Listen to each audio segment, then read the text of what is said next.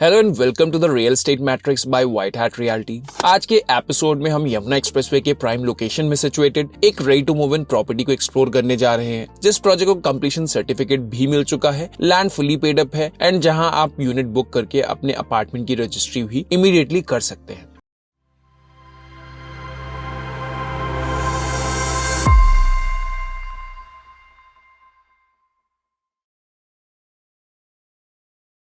Project का नाम है ओएसिस ग्रैंडस्टैंड, जो यमुना एक्सप्रेसवे के सबसे पॉपुलर सेक्टर 22D में लोकेटेड है एंड प्रोजेक्ट में लोग धीरे धीरे शिफ्ट भी होना शुरू हो चुके हैं। तो आज इस वीडियो में हम समझेंगे इस प्रोजेक्ट को डिटेल में, प्रोजेक्ट की प्राइसिंग क्या है, कंस्ट्रक्शन क्वालिटी कैसी है, एमिनिटीज किस तरह से आप इस प्रोजेक्ट में एक्सपेक्ट कर सकते हैं, सब कुछ स्टेप बाय स्टेप हम आपके लिए एक्सप्लोर करेंगे। लेकिन प्रोजेक्ट को एक्सप्लोर करने से पहले आपको यमुना एक्सप्रेसवे की हिस्ट्री को थोड़ा सा समझना जरूरी है। लेकिन ऐसा क्यों, इसका रिलेवेंस आपको आगे पता लग जाएगा। तो यमुना एक्सप्रेसवे को एंड उसकी सराउंडिंग को पहली बार हाइप कब मिली थी? That was during 2010 to 2012.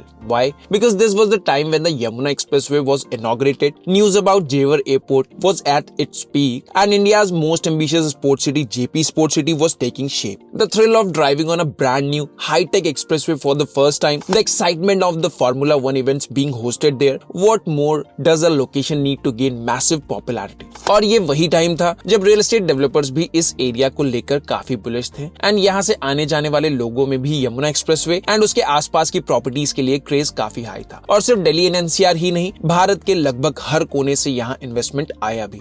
इस हाइप को ऑर्केस्ट्रेट किया जेपी ग्रुप ने एंड उसे इनकैश भी बहुत अच्छे से किया। लेकिन हाइप एंड रियलिटी में डिफरेंस तो हमेशा ही होता है। ये सब कुछ जो डेवलपमेंट यहाँ प्लान थे वो समय से पहले के थे और धीरे धीरे यहाँ की हवा में जो शोर था वो भी थमने लगा। यहाँ इन्वेस्टमेंट तो बहुत लोगों ने की, लेकिन एक्चुअल बायर्स जो इस माइंडसेट के साथ थे कि उन्हें यहाँ पोस्ट पोजीशन शिफ्ट भी होना है, वो शायद बहुत लिमिटेड थे। फिर जेवर एयरपोर्ट के प्लान का कई बार पोस्टपोन होने के बाद एंड जेपी ग्रुप जो इस पूरी प्लानिंग को लीड कर रहे थे, उनके डाउनफॉल के बाद यहाँ की मार्केट पूरी तरह से थम गई और यहाँ की लैंड में जिन भी डेवलपर्स ने इन्वेस्ट किया वो एक के बाद एक डिफॉल्टर लिस्ट में आते गए। अगर डिफॉल्टर लिस्ट की बात करें तो उनमें छोटे नाम तो बहुत सारे हैं, लेकिन जो सबसे बड़ा नाम था वो खुद था जेपी ग्रुप का, जिनकी वाईएक्सपी में लोकेटेड स्पोर्ट्स सिटी को फाइनली 2020 में ईडा ने कैंसिल भी कर दिया। लेकिन कुछ डेवलपर्स ने इस मुश्किल टाइम में भी काफी स्ट्रगल करते हुए अपने प्रोजेक्ट को कंटिन्यू रखा, उन्हें डिलीवर किया, जिनमें था गौर यमुना सिटी, एटीएस ग्रुप का एटीएस अल्यूर एंड ओएसिस ग्रुप का ओएसिस ग्रैंडस्टैंड। आज फिर से यमुना एक्सप्रेसवे सुर्खियों में है। समय से पहले की प्लानिंग का अब समय एक्चुअल शायद आ चुका है एंड नोएडा इंटरनेशनल एयरपोर्ट भी पब्लिक के लिए ऑलमोस्ट ऑपरेशनल होने वाला है। So that was the brief about the rise and the fall of Yamuna expressway and now let us explore oasis grandstand, a residential project that is located bang on Yamuna Expressway. Let us help you understand the project's location and other things in detail.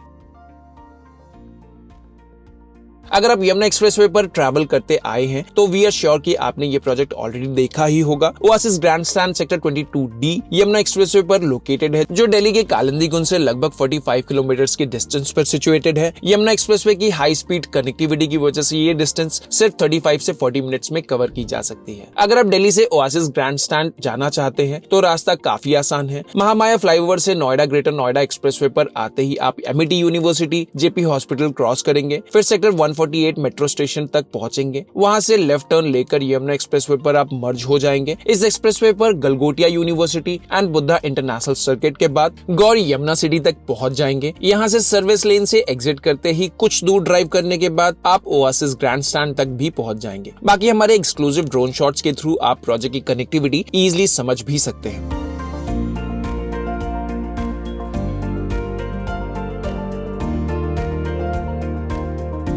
Yamuna expressway का अच्छा infrastructure and upcoming projects जैसे Jewar airport, film city and industrial hubs इस जगह के future value को और भी बढ़ाते हैं। आज लोकेशन के लिए चैलेंजेस एंड अपॉर्चुनिटीज दोनों को अगर वे करें तो अपॉर्चुनिटीज यहाँ चैलेंजेस से काफी ज्यादा है। बस इंपॉर्टेंट ये है कि अगर आप यमुना एक्सप्रेसवे की किसी प्रोजेक्ट में एंटर करना चाहते हैं तो your vision should be to hold your investment for at least 4 to 5 years to see a good return. Otherwise developer की प्राइस लिस्ट में प्राइस बढ़ता रहेगा, लेकिन आपको एग्जिट मिलना बहुत मुश्किल होगा। लेकिन अगर आपका पर्सपेक्टिव है इमीडिएट रेंटल्स अर्न करने का या खुद शिफ्ट होने का, तो ओएसिस ग्रैंडस्टैंड को आप जरूर कंसीडर कर सकते हैं। लोकेशन सॉलिड है, project ready to move in stage में है एंड सब कुछ आप मेजर कर सकते हो जैसा आपको मिलना है। सो इन एक्चुअलिटी अगर आप अपना पैसा फ्यूचर प्रोमिसेस पर नहीं आज की डिलीवरी पर करेंगे तो ओएसिस ग्रैंडस्टैंड उसके लिए एक ऑप्शन हो सकता है।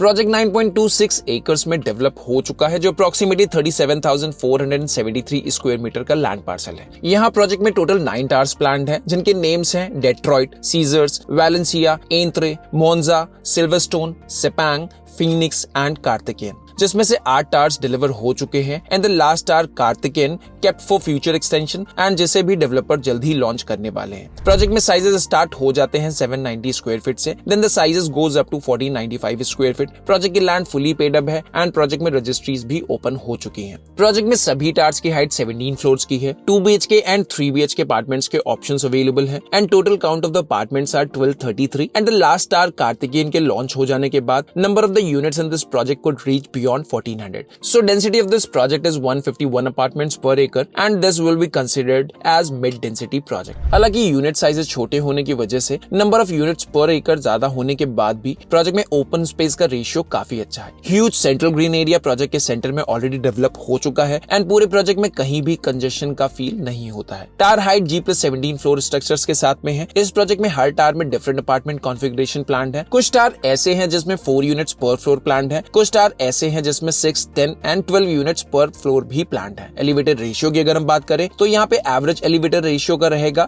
1:56 विच इज ओके। प्रोजेक्ट का club house up and running है एंड सभी कॉमन एमिनिटीज प्रोजेक्ट में फुल्ली फंक्शनल है। So again no future promises, जैसा आपको दिख रहा है वैसा ही आपको मिल जाएगा। क्लब हाउस एंड बाकी एमिनिटीज का एक टूर हम आपको जरूर देंगे, लेकिन प्रोजेक्ट के फ्लोर प्लान्स को समझने के बाद।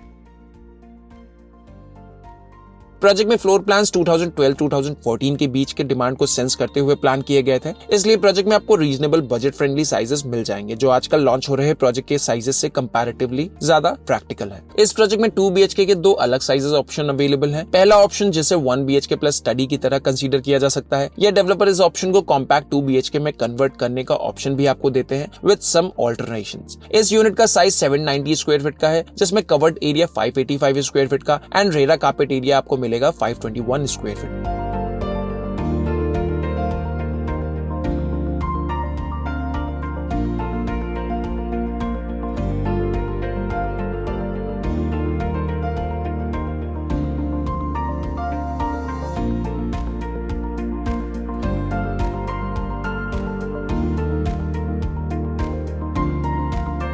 दूसरा 2 BHK ऑप्शन 1045 स्क्वायर फीट का है, जिसमें यूजेबल एरिया 774 स्क्वायर फीट का and RERA carpet area 703 square feet का प्रोवाइड किया गया है, जो कि एक्चुअल 2 BHK अपार्टमेंट की तरह प्लान किया गया है।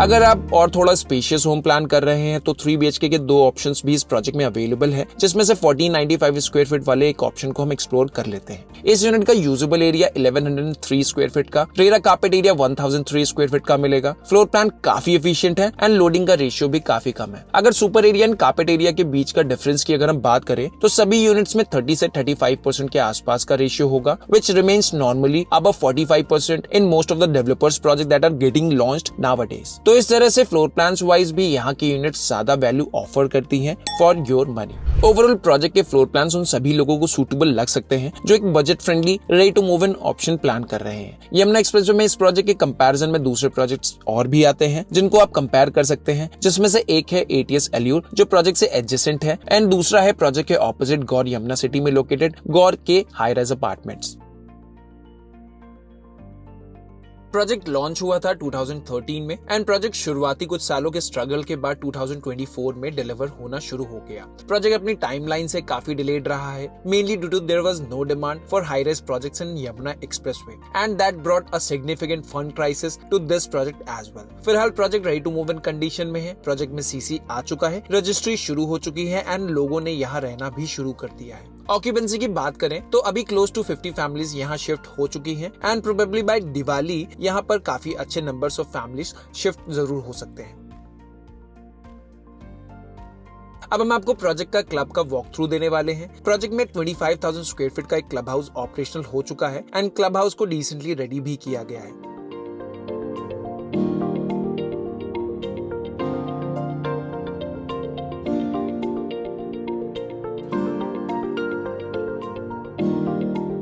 तो कुछ इस तरह का लगता है ओएसिस का club house and now let us walk you through the open and green space for this project.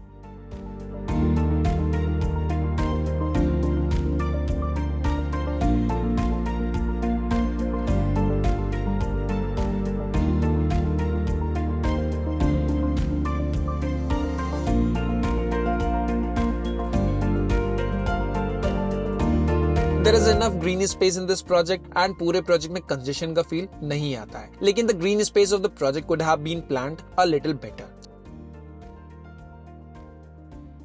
Oasis grandstand project के developer Oasis Realtech private limited है। कंपनी ने स्मॉल स्केल के कुछ रेजिडेंशियल एंड कमर्शियल प्रोजेक्ट्स पहले भी deliver किए हैं, लेकिन कंपनी के रीसेंट डिलीवरीज में ग्रेटर नोएडा के सेक्टर जीटा 1 में वेनेशिया हाइट है, जो ready to move in condition में आ चुका है एंड फैमिलीज यहाँ शिफ्ट हो भी चुकी है। दूसरा ready to move in project में ओएसिस ग्रैंडस्टैंड है, जिसे हम आज एक्सप्लोर कर रहे हैं। ओएसिस ग्रैंडस्टैंड में भी प्रोजेक्ट को 2 फेज में डिवाइड किया गया है। First phase ready to move in condition में आ चुका है एंड सेकेंड फेज जल्दी लॉन्च होने वाला है, जिसमें 4 BHK के प्रीमियम सेगमेंट के अपार्टमेंट्स इंट्रोड्यूस किए जाएंगे।